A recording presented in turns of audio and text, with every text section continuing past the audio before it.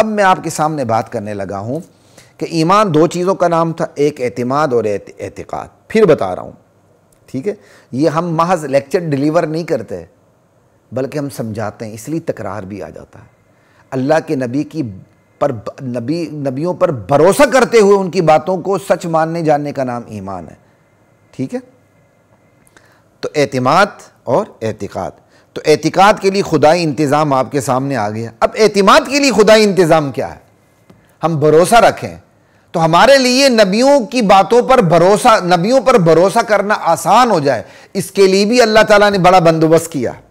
اگر اللہ بندوبست نہ کرتے تو اللہ کی مرضی تھی، ہم صرف دلائل کو دیکھ کے نبی کی باتوں کو مان لیتے، یہ کافی تھا.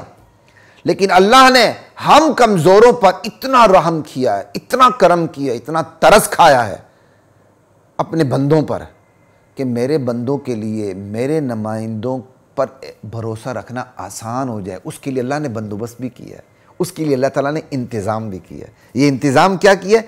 میں تھوڑا سا آپ کو یہ اعتماد، اس بھروسہ رکھنے کا خدائی انتظام یہ دیکھیں کہ نبیوں کی باتوں پر بھروسہ رکھنا آسان ہو جائے، اس کے لیے خدا کا انتظام دیکھیں. سب سے پہلے نمبر پر لا الہ الا اللہ. انبیاء کی شرافت نبوت سے قبل بھی مسلم ہوتی ہے. کتنا بڑا انتظام ہے اللہ کی طرف سے، کیونکہ ایمان نام ہے نبیوں پر بھروسہ رکھتے ہوئے عقیدہ رکھنا. اب ہم نے جس ذات پہ بھروسہ رکھنا ہے، جن ذاتوں پہ ہم نے بھروسہ رکھنا ہے، وہ نبی ہوتے ہیں، وہ رسول ہوتے ہیں. اللہ تعالیٰ نے اتنا کمال کا بندوبست کر دیا کہ ان پر بھروسہ رکھنا ہمارے لیے آسان ہو گیا. وہ کیسے؟ ہر نبی اپنے وقت میں نبوت سے پہلے بھی شریف ترین انسان ہوتا تھا اپنی قوم کا، اور یہ قوم اس کی گواہی دیتی تھی. کتنا بڑا انتظام ہے اللہ کی طرف سے.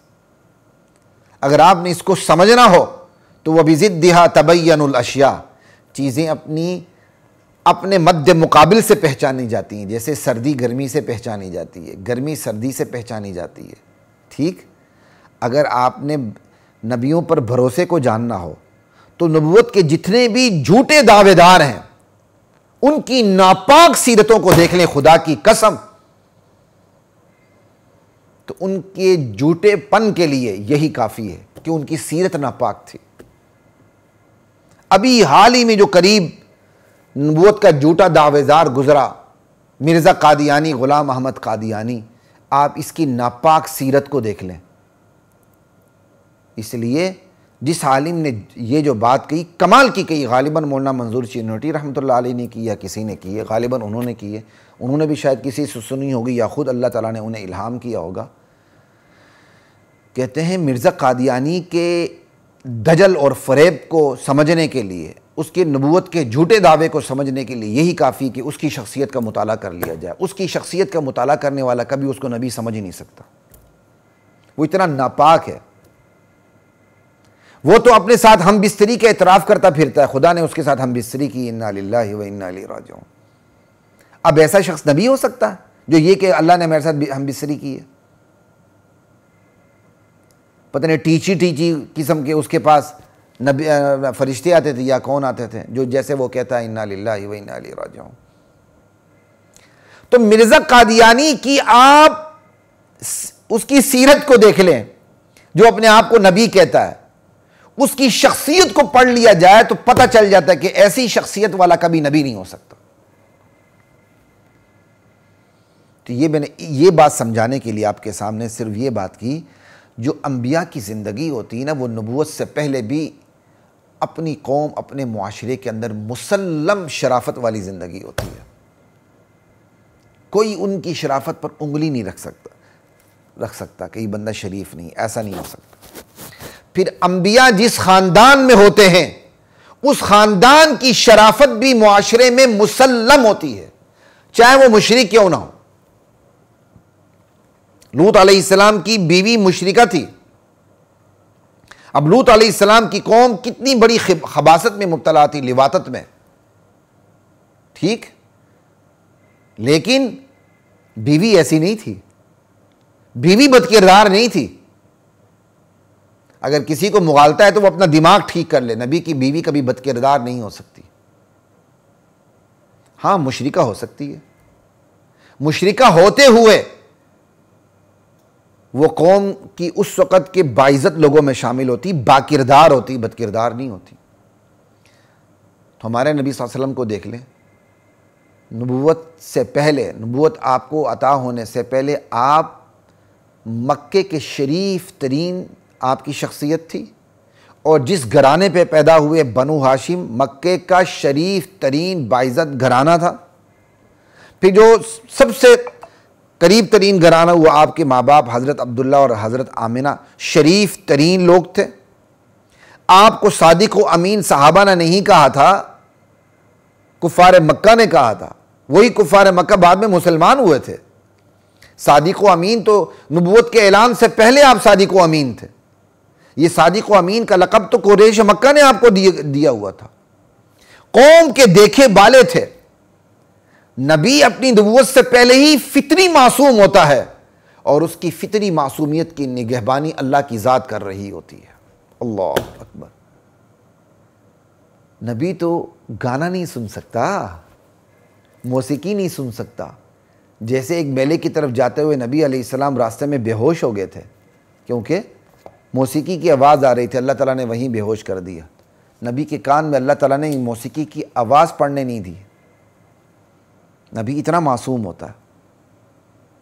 ٹھیک، یہ ہے نبیوں پر بھروسہ رکھنے کا خدائی انتظام کہ نبی نبوت کے اعلان سے پہلے، نبوت ملنے سے پہلے بھی شریف ہوتا ہے، بعد میں بھی شریف ہوتا ہے، اس کا خاندان بھی شریف ہوتا ہے، وہ قوم کا دیکھا بالا ہوتا ہے، وہ فطری معصوم ہوتا ہے. اس کی فطری معصومیت کی نگہبانی براہ راست اللہ کر رہے ہوتے ہیں. پھر نبی کے سینے پر جو وحی اوپر سے نازل ہوتی ہے اس کا بھی اللہ تعالیٰ نے بڑا اچھوتا انتظام کیا ہے کہ جبرائیل امین وحی لے کے آتے ہیں، کوئی عام فرشتہ نہیں. فلا اقسم بالخنس الجوار الکنس واللیل اذا عسعس والصبح اذا تنفس انه لقول رسول کریم ذی قوت عند ذی العرش مکین مطاع ثم امین. یہ تعریفیں جبرائیل امین کی ہو رہی ہیں قرآن کریم کے اندر. جو وحی لے کے آتے تھے وہ امین ہیں، ان کی وہاں فرشتوں میں بات مانی جاتی ہے. اللہ اکبر. وہ اللہ کے بہترین اور کیا کہتے ہیں باعزت نمائندے ہیں. انہو لقول رسول کریم ذی قوت، بڑی قوت والے، عند ذی العرش مکین مطاع ثم امین. وحی کا اچھوتا انتظام. اور نبی کا کوئی استاد امتی استاد نہیں ہوتا. لا، نبی کا استاد نبی ہو سکتا ہے، نبی کا استاد امتی نہیں ہو سکتا. اللہ اکبر. جیسے پہلے موسیٰ علیہ السلام کے امتی بعد میں نبی بنے، تو موسیٰ علیہ السلام ان کے استاد تھے نا. کوئی امتی نبی کا استاد نہیں ہو سکتا. ٹھیک ہے. تو یہ وحی کا جو اچھوتا انتظام ہے، اور جو وحی جبرائیل امین لے کے آتے ہیں اس میں شیطان کا عمل دخل نہیں. پھر جو وحی نبی پر نازل ہوتی ہے وہ فطرت سلیمہ کے مطابق ہوتی ہے، مناسب ہوتی ہے. اسے عقل تسلیم کرتی ہے، اس سے قلب سلیم تسلیم کرتا ہے. اور جو وحی اوپر سے آتی ہے وہ وحی مدلل ہوتی ہے، اور اس وحی کے ساتھ باقاعدہ معجزات ہوتے ہیں. یہ ہے نبی پر بھروسے کا خدائی انتظام. اب جب اتنا بڑا خدا کا انتظام ہو گیا کہ جس نبی پر بھروسہ کرنا ہے وہ نبوت سے پہلے بھی شریف، نبوت کے اعلان کے بعد بھی شریف، جس قوم میں پیدا ہوا وہ بھی شریف، فطری معصومیت، دیکھا بالا قوم کا، اور وحی کا اچھوتا انتظام جس میں کوئی ملاوٹ کا کوئی شائبہ نہیں کہ لانے والا نے کوئی ملاوٹ کی ہو. فطرت سلیمہ کے مطابق تعلیمات، سمجھ آئی؟ وہ تعلیمات بینات ہیں، وہ معجزات بھی ہیں اس کے پاس. یعنی ہر نبی کو اللہ تعالیٰ نے وقت کے مناسبت سے معجزے دی ہیں، جس سے پتہ چلتا ہے کہ وہ اللہ کا نمائندہ ہے. اور پھر وہ جو تعلیمات لے کر آتا ہے وہ مدلل تعلیمات ہوتی ہیں. پھر وہ جو تعلیمات لے کر آتا ہے وہ فلسفیانہ تعلیمات نہیں ہوتی کہ ایچ پیچ ہو، ذو معنی باتیں ہوں. وہ واضح باتیں ہوتی ہیں. قد تبین الرشد من الغی. گمراہی ان تعلیمات سے، گمراہی چھٹ کے الگ ہو جاتی ہے، حق واضح طور پر نکھرتا ہوا نظر آتا ہے. یہ ہے نبی پر بھروسے کرنے کے خدائی انتظامات۔ پھر اسی بھروسے کی وجہ سے نبی کی بتائی ہوئی باتوں کو سچ جاننا اور ماننا آسان ہو جاتا ہے، جسے عقیدہ کہتے ہیں۔ تو میں نے آج کی اس نشست میں 2 باتیں کی کہ ایمان 2 چیزوں پہ کھڑا ہے۔ ایمان کسے کہتے ہیں؟ اللہ کے نبیوں پر بھروسہ کرتے ہوئے ان کی بتائی ہوئی باتوں کو سچ جاننا اور ماننا۔ تو اس سے 2 چیزیں سامنے آ گئیں، نبیوں پر بھروسہ اور نبی کی بتائی ہوئی باتوں پر عقیدہ رکھنا۔ بھروسہ اعتقاد، عقیدہ رکھنا اعتقاد، بھروسہ رکھنا اعتماد، اور نبی کی بتائی ہوئی باتیں کو عقیدہ بنا لینا اعتقاد۔ تو اعتماد کا خدائی انتظام بھی آپ کے سامنے آ گیا۔ خدا نے اعتقاد کا ایسا بندوبست کیا کہ بندوں کو عقیدہ رکھنا آسان ہو جائے نبی کی باتوں پر۔ خدا نے اعتماد کا بھی ایسا بندوبست کیا کہ بندوں کو نبیوں پر بھروسہ رکھنا آسان ہو جائے۔ تو اب جب بھروسہ رکھنا آسان ہوگا تو اس بھروسے کی وجہ سے نبی کی باتوں کو عقیدہ بنا لینا آسان ہوگا، اور جب نبی کی باتوں کو عقیدہ بنا لینا آسان ہوگا تو اس عقیدے کی وجہ سے نبی پر بھروسہ کرنا آسان ہوگا۔ یعنی اعتماد کی وجہ سے اعتقاد آسان، اعتقاد کی وجہ سے اعتماد آسان، یعنی بھروسہ رکھنے کی وجہ سے عقیدہ رکھنا آسان ہوتا ہے، اور عقیدہ رکھنے کی وجہ سے بھروسہ رکھنا آسان ہو جاتا ہے۔ یہ ہے ایمان کے 2 ستون، اعتقاد، اعتماد اور اعتقاد، بھروسہ اور عقیدہ رکھنا۔ اور شیطان ایمان پر جب حملہ کرتا ہے تو انہی 2 ستونوں پر حملہ کرتا ہے۔ کبھی وہ براہ راست بھروسے پر حملہ کرتا ہے، کبھی وہ براہ راست عقیدے پر حملہ کرتا ہے، کبھی براہ راست دونوں پر حملہ آور ہو رہا ہوتا ہے۔ انشاءاللہ اللہ نے زندگی دی، اگلی نشست میں ہم یہی بات کریں گے کہ شیطان کس طرح بھروسے پر حملہ کرتا ہے اور شیطان کس طرح عقیدے پر حملہ کرتا ہے۔ السلام علیکم ورحمۃ اللہ وبرکاتہ۔ وَلَقَدْ أَنزَلْنَا